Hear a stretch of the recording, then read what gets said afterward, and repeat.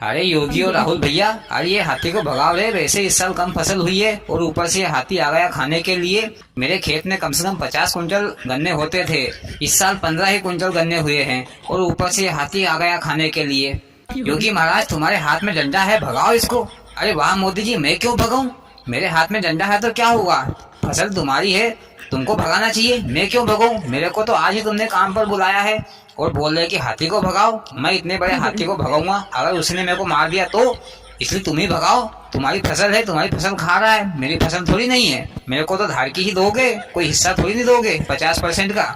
अरे योगी महाराज, तुम नहीं भगा रहे तो क्या हुआ? मेरे को तो भगाना ही पड़ेगा, मैं मोदी जी का पुराना बरसुदिया हूँ।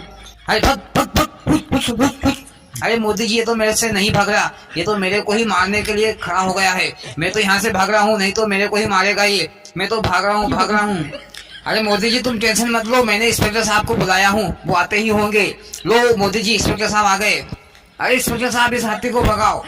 मोदी जी, कमीशन लगेगा। अरे इंस्पेक्टर साहब, तुमको भी कमीशन लगेगा? अरे कितने का कमीशन लगेगा? मतलब तुम भी रिश्वत लेते हो? मोदी जी, मेरे को 50% हिस्सा चाहिए। अरे मैं तुमको 50% हिस्सा क्यों दूं? कितना खाएगा हाथी? 2 कुंटल, 3 कुंटल?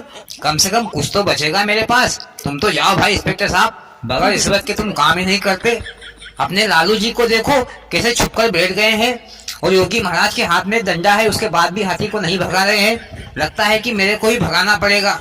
अरे मोदी जी, खा लेने दो, बेचारा भूखा होगा, तुमको दुआ देगा। इस साल कम फसल हुई है तो क्या हुआ, अगले साल ज्यादा हो जाएगी। खा लेने दो बेचारे को, खा लेने दो। कितना खाएगा? 1 कुंटल, 2 कुंटल, 3 कुंटल?